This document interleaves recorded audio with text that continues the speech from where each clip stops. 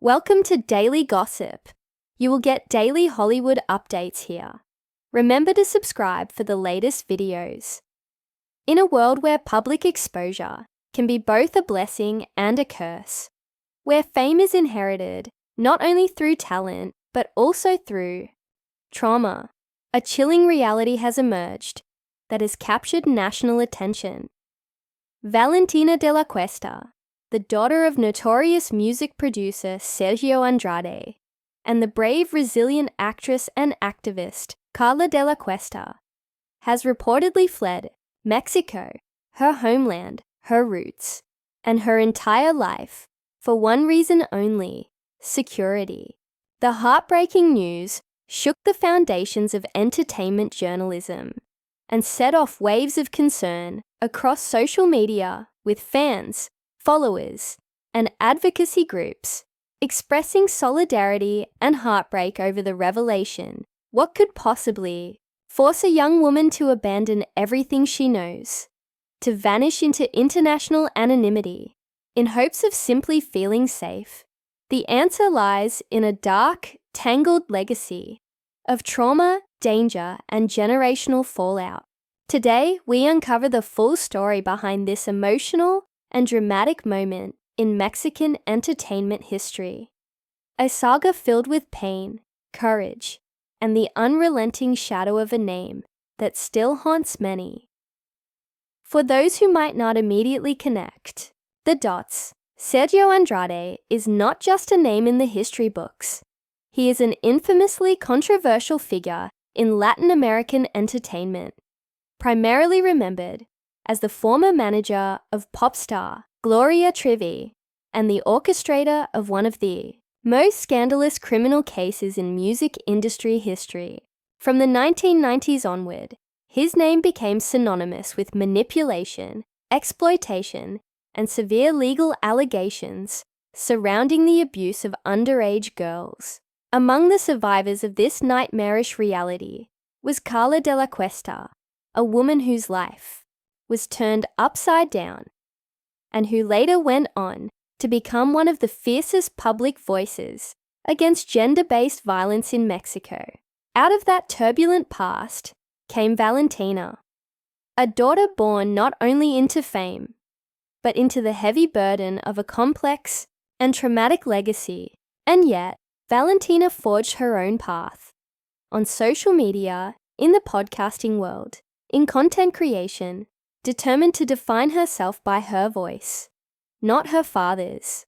Her popular podcast, Tecito de Calzón, became an oasis for women seeking truth, humor, and empowerment. With co-hosts like Renata, Haro, and Romina, Sacre, the podcast carved out space in the saturated content world for raw conversations and real community. Valentina spoke openly about mental health, relationships, feminism, and her experiences navigating life as the daughter of controversial public figures. She didn't hide her identity, she wielded it. She embraced authenticity as both shield and sword. But even with her honesty and courage, the reality of being a public woman in Mexico is riddled with peril. Recently, Valentina made a shocking announcement that left her followers stunned. She was leaving Mexico for her own safety. She didn't provide specifics. There were no bombshell accusations, no dramatic tell-all, just a chilling silence filled with unsaid implications. According to her podcast collaborators, Valentina's decision came after serious concerns for her personal safety. The matter was so grave that even the authorities have reportedly been informed. In her absence, Valentina's friends have asked the public for understanding, privacy, and compassion as she navigates this deeply painful chapter. She also confirmed that she would be stepping back from public appearances and even limiting her presence on social media. Her Instagram and other platforms, usually brimming with life, laughter, and empowerment, would now be limited to subscribers only, not for marketing reasons, but to create a barrier between herself and a world that has grown far too dangerous. And that speaks volumes. Her decision to restrict content isn't just about digital boundaries. It's about emotional survival. In a time when influencers are often accused of oversharing or weaponizing personal stories for clout, Valentina's silence is louder than words. She isn't chasing headlines, she's fleeing them.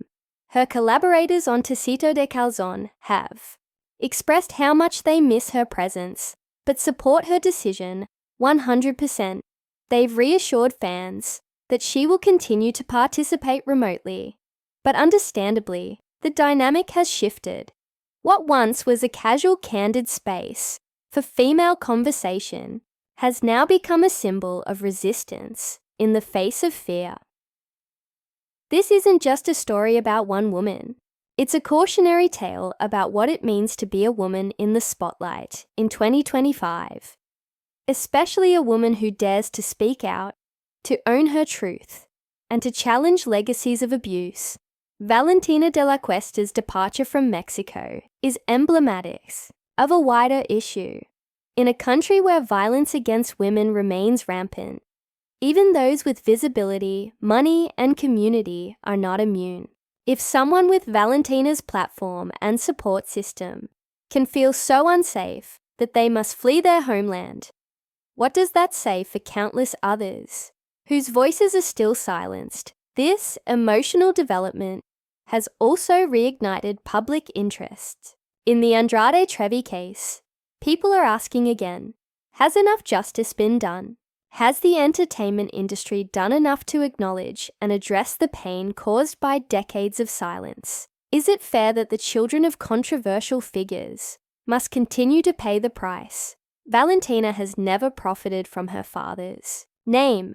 In fact, she has worked tirelessly to separate herself from his infamy. Her commitment to authenticity has made her a role model, especially for young women growing up with complex family dynamics. And yet, despite all her efforts, she is now a victim once more. Not of her choices, but of a world that refuses to let her live in peace. Fans have flooded her social media with messages of support. Te amamos, Valentina.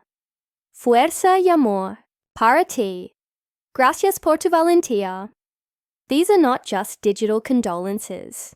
They are a community rallying around a woman who dared to be vulnerable, who dared to speak when silence was easier. It's a testament to how deeply her story resonates. How many people see themselves reflected in her pain and strength. Even more tragically, this saga also speaks to the dangers faced by the daughters of survivors. Karla de la Cuesta has been a visible advocate against violence for decades. She has spoken in front of national panels, led awareness campaigns, and opened her soul to help protect others.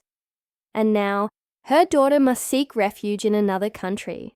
What a cruel irony. It reminds us that activism is never just symbolic. It comes with real consequences, and sometimes real threats. Valentina's life is now evidence of the generational cost of speaking truth to power. But perhaps there is hope. Valentina is not running away from her power. She is protecting it. She continues to record remotely. She continues to speak, albeit more carefully. She is creating a blueprint for other women facing similar threats. You can retreat without surrendering. You can take a step back without giving up the fight. Her boundaries are not signs of weakness. They are declarations of strength. And that strength is inspiring a wave of reflection across Mexican media. In the wake of her departure, there's been a renewed push for safety reforms for public figures, particularly women, influencers, and content creators, many of whom face harassment on a daily basis, are calling for new regulations, better protection, and most importantly, a culture of respect. Valentina's choice is not just personal, it's political. It challenges an entire industry to reckon with its failure to protect its most vulnerable voices. It forces fans to ask difficult questions. Do we really value the people behind the content we consume? Are we complicit when we ignore the harassment women face online? What does real support look like? And what happens next? For now, Valentina remains quiet about her exact location, and that's for the best. She deserves to feel safe. She deserves to live without fear. As her followers, as part of the wider digital community, the best we can offer is not curiosity, but compassion. Let her tell her story when she's ready, because she will. Her voice is too powerful to be silenced forever, and when she returns, it will be on her terms. Until then, we owe her grace, patience, and solidarity. In closing, Valentina de la Cuesta's story is more than just a headline. It's a mirror reflecting the state of our society. It's a warning that fame does not equal safety. It's a reminder that the children of trauma survivors carry invisible scars, and sometimes they must flee just to breathe. But above all, it's a tribute to a woman who chose herself, who said no to danger and yes to life, who drew the line and crossed oceans to protect her peace, and that is something we must all remember. Thank you for watching Daily Gossip. Don't forget to like, comment, and subscribe for more emotional deep dives and the latest updates from around the world. We stand with Valentina, and we hope she finds the peace she so deeply deserves.